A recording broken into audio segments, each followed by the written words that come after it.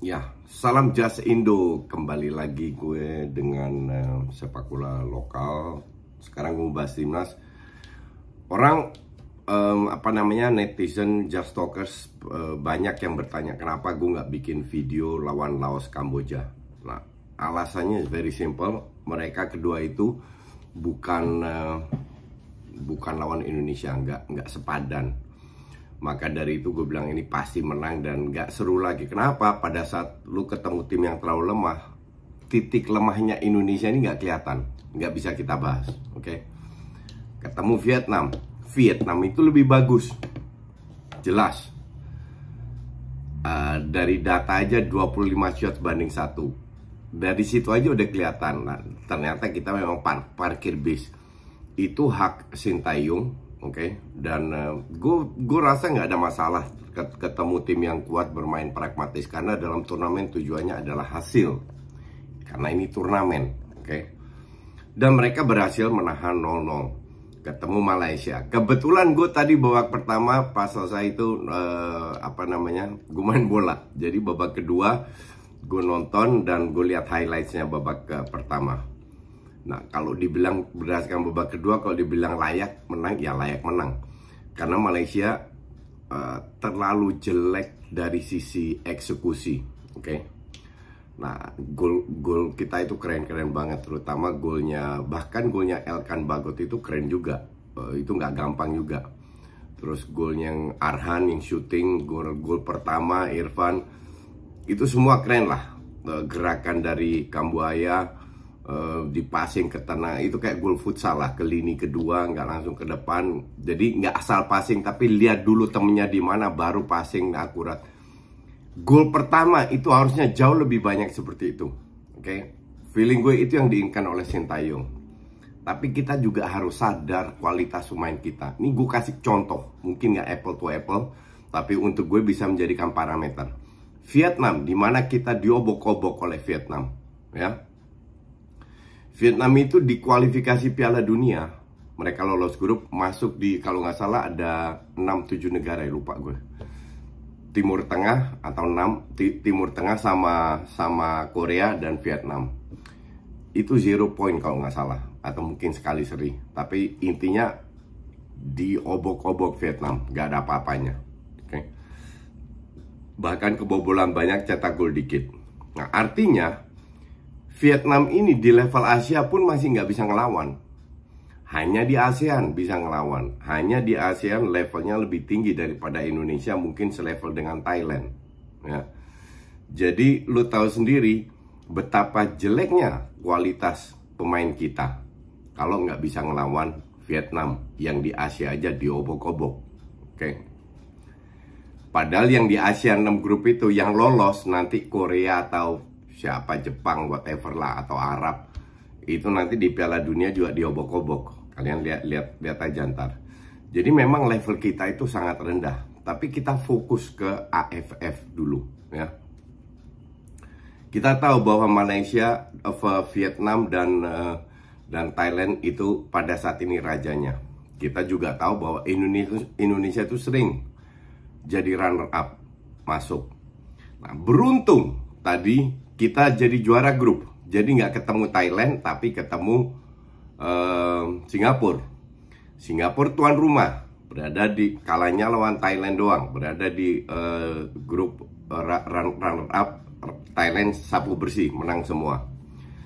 Jadi peluang kita itu lebih besar daripada ketemu Thailand untuk lolos ke final. Apakah bisa? Bisa aja.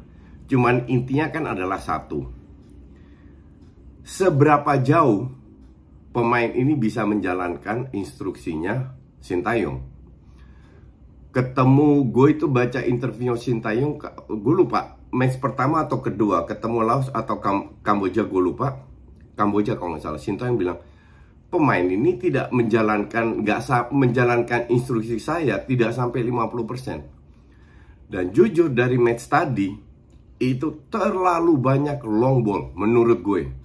Lawannya itu nggak bagus. Gue tidak mau bahas, gue juga nggak tahu sekuat apa Malaysia dulunya, tapi murni berdasarkan match tadi, gue lihat terlalu banyak transisi kita itu lambat dan terlalu banyak long ball. Sekali bagus, kayak yang Evan Dimas tendang kena mistar di menit-menit akhir yang harusnya 1-5, but anyway kita juara grup toh. Gue bilang terlalu banyak long, dan gue yakin itu tidak diinginkan oleh Sintayong. Yang diinginkan Sintayong adalah sirkulasi bola cepat, bermain sesuai dengan kapasitas. Kapasitas kita itu bukan long ball, ya. Dan gue rasa kalian setuju sama gue. Kapasitas kita juga bukan passing jarak jauh, tapi jarak dekat. Untuk bisa passing jarak dekat 10-15 meter, lu butuh mobilitas.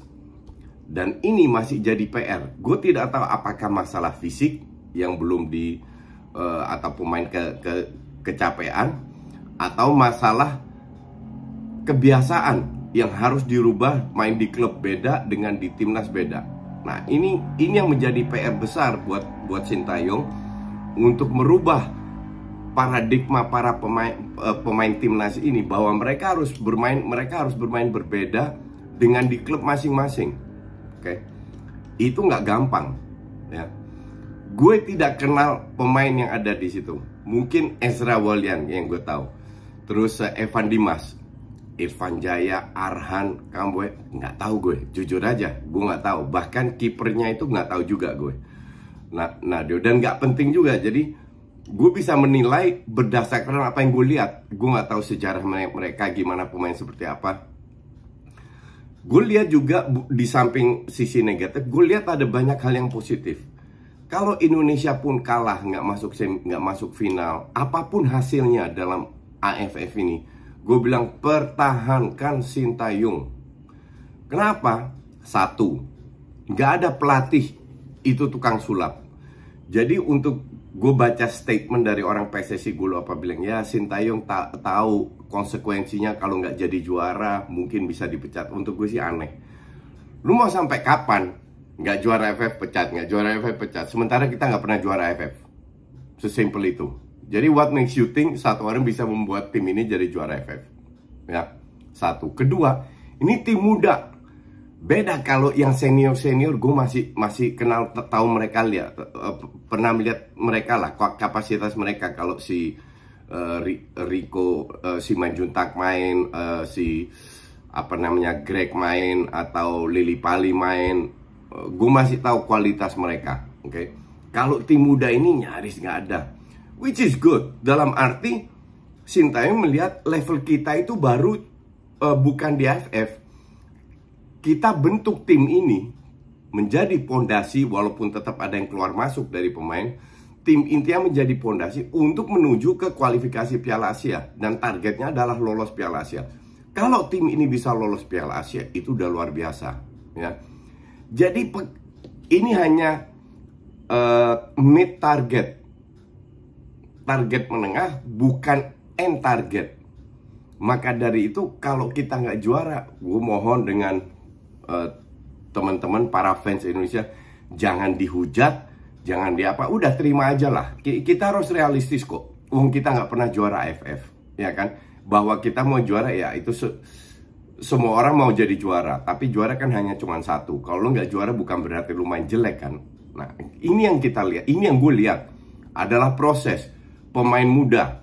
Bahkan bintang Malaysia si Safi itu meragukan, ya. Gue nggak bisa kasih opini karena gue nggak tahu. Gue nggak, 3 match pertama gue nggak nonton sama sekali. Tapi at least di babak kedua gue tadi full nonton. Nah, makanya gue berani bilang itu. Bahkan Evan Dimas itu dicadangin loh.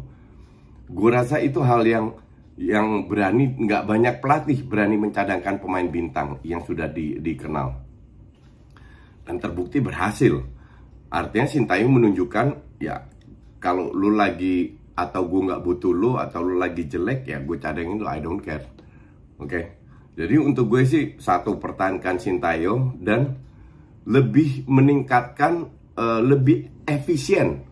Tahu larinya kapan butuh lari, kapan tidak, dan passing dan transisi. Transisi ini kan harus jelas, tidak menyerang, dan pada saat transisi menyerang, pemain tengahnya bukan nunggu tarik napas, ikut juga, ngerti nggak? Karena bola kan bisa hilang. Pada saat melakukan counter, kalau cuma 2-3 pemain yang repot, counternya gagal, bisa kena counter kembali. Nah, kalau lu mau dari counter itu menjadi gol, pemain tengah ini harus ikut. At least yang pegang bola, entah itu sayap kiri kanan, lebih banyak punya pilihan untuk melakukan passing. Ya, ini satu. Kedua, terutama pemain tengah harus siap untuk melakukan distribusi bola. Nggak harus long ball terus. Biasakan bermain dengan bawah. Kalau perlu agak lama, tapi ini masalah kebiasaan. Kalau kebiasaan sudah dipupuk dari usia muda, dari pemain-pemain muda ini, ke depannya itu akan kelihatan hasilnya bahwa kalau lu mau main lawan tim selevel Asia, lu harus bisa bangun serangan dari bawah. Nggak harus long ball. Sekali-sekali sih nggak ada masalah. Yang penting pemain tahu kesalahannya di mana, apa yang harus diperbaiki.